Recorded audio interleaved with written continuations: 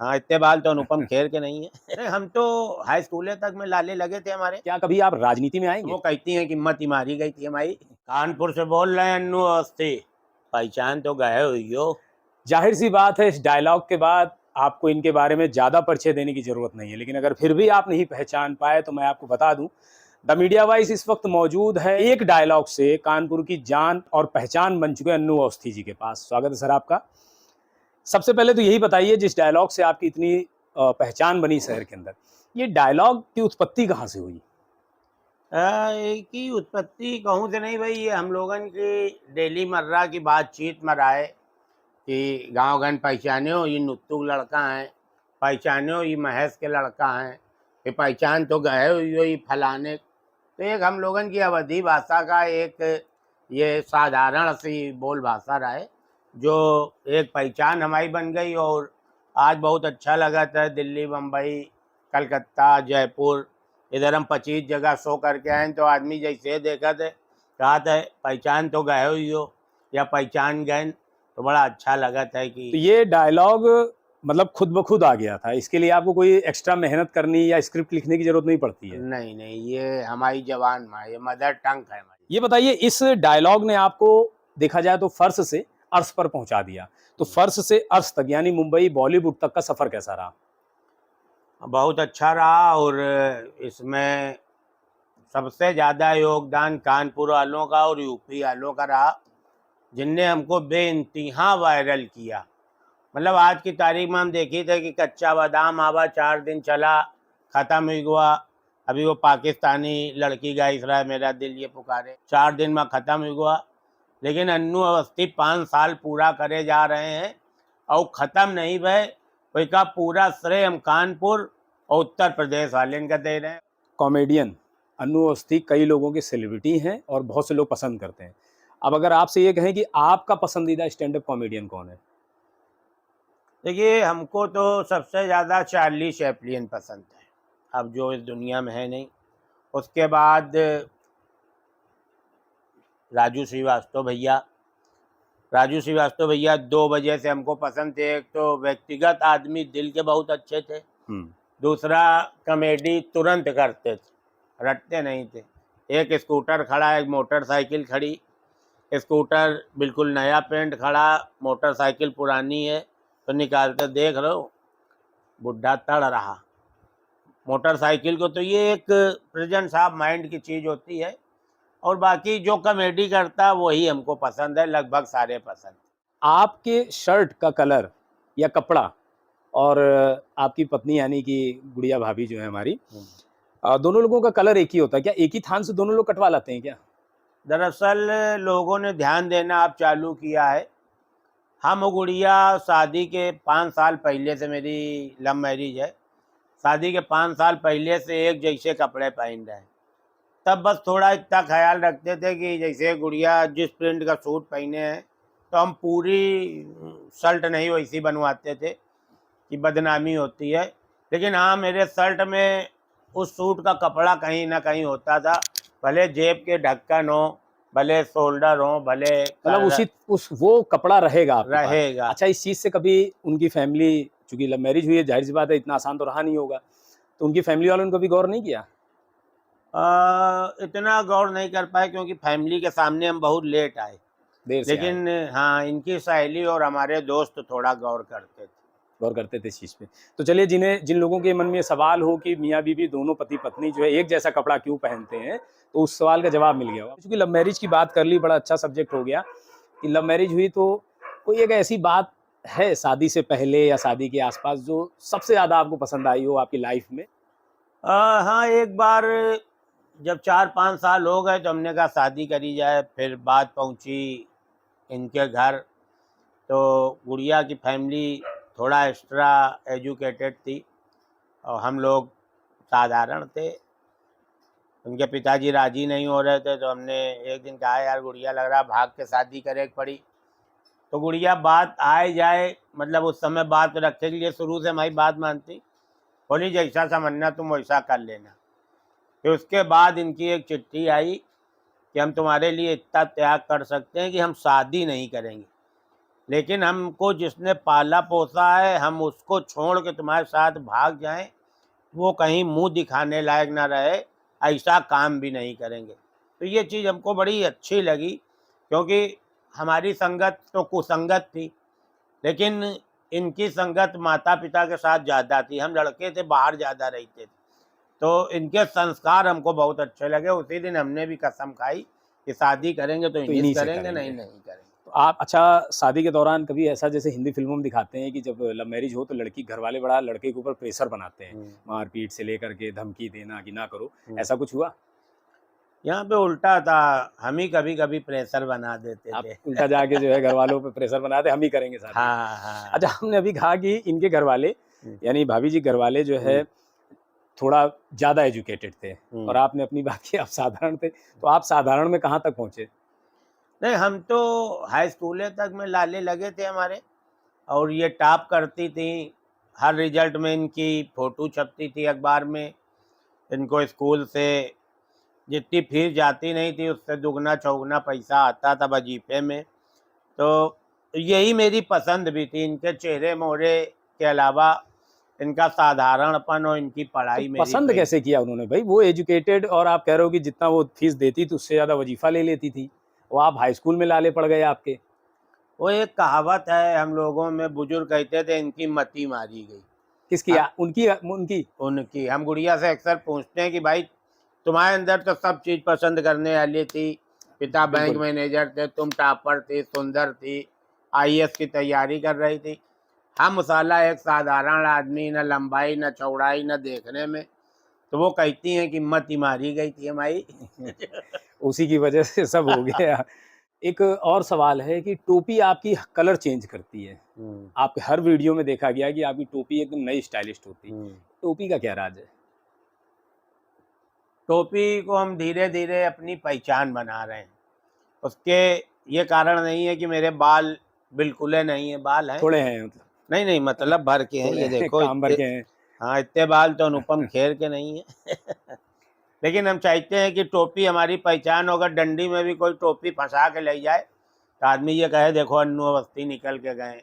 तो इसलिए टोपी पे हम विशेष ध्यान देते हैं। जिस चीज़ पे ध्यान दो उसको थोड़ा सा अप टू डेट रखना चाहिए। समय समय पे आप जो है अपने घर के दरवाजे पे सोशल मीडिया पे वायरल होता रहा है, आप पोस्टर लगा देते हैं हाँ किसी समस्या को लेकर के। जी हाँ। ये जो पोस्टर लगाने का प्लान था, ये कैसे आया? ये जब हम पोस्टर लगाते हैं, जैसे क्या होता था कि उस समय बड़ी खुदाई चल रही थी, तो फुटपाथ बनवाई हमने, तो वो नाली वाले खोद के फिर बनाई, तो वो रिलायंस फ़ोन वाले खोद गए फिर बनवाई, तो गैस पाइप वाले खोद गए फिर बनवाई, तो एक नीले पाइप डाले गए थे कि पानी घर घर जाए, हुई खोद गए। तो फिर हमने एक पोस्टर लगाया।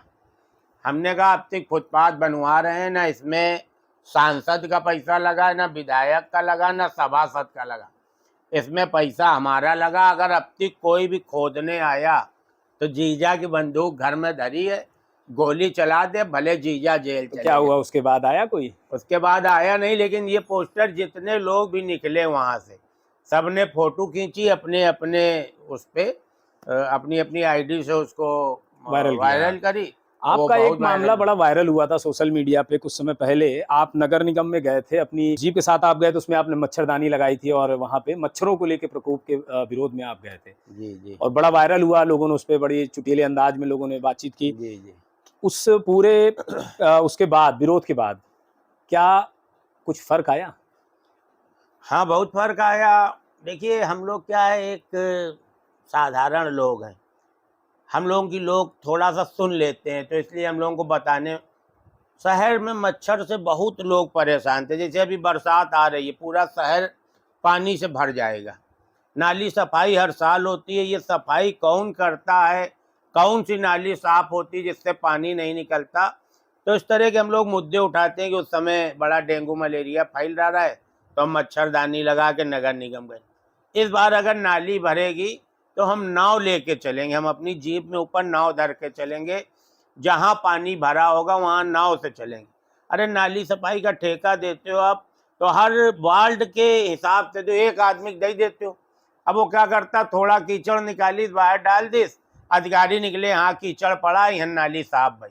अब वो इतना इतना जाम है, इतना इतना ऊपर का करो के डाल गवा, तो उससे क्या होता है हमारे शहर की समस्याएं रहती, हमको कम अच्छा लगता है। शहर की समस्याओं को लेके जो आरोप है कि अन्नू अवस्थी ध्यान नहीं देते शहर पे, कितना सही माने? नहीं नहीं, हम तो सबसे ज्यादा ध्यान देते हैं, जिनको ध्यान देना चाहिए वो ध्यान नहीं देते। आपके पीछे ये बताइए कोई गॉडफादर जैसा कुछ है? देखिए, हमारे कानपुर में हम परमठ वाले बाबा और पनकी बाबा का बहुत मानित है। ये हमारे पहले नंबर के गॉड फादर हैं। दूसरा हमारी गॉड मदर हैं, हमारी पत्नी, जो हमको हर वक्त केवल आगे बढ़ाने के लिए ही, देखिए घर की शांति आदमी को आगे बढ़ाती, अशांति फेल कर देती। बिल्कुल। वो हमको इतना छूट दिए, अगर अभी इस कमरे में हम कह दें कुआं खुदवा दें गुड़िया, तो कहेंगे बिल्कुल खुदवा दो, बहुत अच्छा रहेगा। दूसरे की पत्नी से जरा कह के देखो कुआं खुदवा दे, वो कुआं में घुसेड़ दे तुम। तो हमारी गॉड मदर है, और पनकी वाले बाबा, परमठ वाले बाबा हमारे गॉड फादर। यहाँ एक मोहित त्रिवेदी जी हैं NTV के, वो हमको बहुत सपोर्ट करते हैं। यूपी से जब कोई बंदा बॉलीवुड जाता है स्टार बनने के सपने लेकर के, फिल्में करना है, स्टैंड अप कॉमेडियन बनना है, तो किस तरह की कठिनाइयाँ उसको जो है फेस करनी पड़ती हैं? देखिए, बहुत कठिनाइयाँ फेस करनी पड़ती हैं। स्ट्रगल अपने आप में एक कठिनाई है, लेकिन कुछ बाबा का ऐसा आशीर्वाद रहा कि हम गए नहीं थे, हम बुलाए गए थे। तो बुलाए गए में आधी कठिनाइयाँ तो ख़त्म हो गई। अब रही बात कैमरा फेस करने की, तो हम लोग कोई चुरा के आइटम पेश नहीं करते हैं, अपने आइटम होते हैं। तो जब अपने आइटम होते हैं तो डंके की चोट पे पेश किए जाते हैं। और इतने अच्छे चैनल में हम गए थे, भाभी जी घर पर हैं, और बिग बॉस, गुड़िया हमारी सब पर भारी, और भाई क्या चल रहा, कि इसका प्रोडक्शन से लेके और लाइट मैन, कैमरा मैन तक इतने अच्छे थे, बहुत अच्छे से प्यार करते थे और वो करते थे, तो बड़ा सपोर्ट रहा। लेकिन हाँ, बहुत कठिन डगर है ये, अजंता अलोरा की चढ़ाई है। जो चढ़ गया वो चढ़ गया, जो नहीं चढ़ पाया फिर वो सोच भी नहीं तो सकता। ये बताइए कानपुर को लेके फिलहाल एक सेलिब्रिटी बनने के बाद क्या राय रखते हैं? देखिए, अगर हमसे बम्बई में कोई पूछता है कानपुर में कहाँ रहते हो, तो हम ये बताते हैं कि कानपुर जिस साधन से भी जाओ, अगर जहाज़ से जाओ तो चकेरी में जो पहला मकान मिले वन पूछ लो कि अन्नू अवस्थी घर है, तो वहन भी हमारी बहन है, भाई हैं, माता पिता। बस से जाओ तो झकर का टीम जो मिले, ट्रेन से जाओ तो घंटा घर में मिले। एक तो पूरा कानपुर हमारा घर है, और हम अपने सेलिब्रिटी और टीवी सीरियल और पिक्चर के अलावा एक सामाजिक दायरे के लोग हैं। अगर कहीं कोई बेटी को दिक्कत है, भाई को दिक्कत है, तो हम खुल के समर्थन में आ जाते हैं, जबकि उससे कई लोग हमसे कट जाते हैं। लेकिन मेरी आत्मा कहती कि नहीं, इस परिवार के साथ तो खड़ा जैसे होना आपने कहा कि चाहिए। लोग कट जाते हैं, तो ये बताइए अगर आप कोई अच्छा काम कर रहे हैं, तो वहाँ पे जो लोग कटते हैं आपको क्या लगता है क्या कारण होता है? क्योंकि देखिए, सामाजिक काम में तो आपको लोगों को साथ देना चाहिए आपका। कभी कभी क्या होते हैं, कुछ सामाजिक मुद्दे होते हैं। जैसे अभी एक पिक्चर आई केरला स्टोरी, हमने देखी। हो सकता है मनगढ़ंत कहानी हो सकता है असली कहानी हो, क्योंकि मेरी बेटी बाहर पढ़ने जा रही, हमारे मित्रों की जा रही, तो हमने एक अपील करी कि ये पिक्चर जरूर देखें, माँ के साथ बेटी देखें। पिता और पुत्री के बीच का एक दायरा होता, पिता और पुत्र की दोस्ती होती, माँ और बेटी की। तो उसमें कुछ लोगों को खराब लगा, तो हमने कहा ये तुम व्यक्तिगत क्यों ले रहे हो, हम अपनी बेटी को आगाह कर रहे हैं। अगर सांड निकल रहा तो हम कहेंगे उस पट्टी में चलो।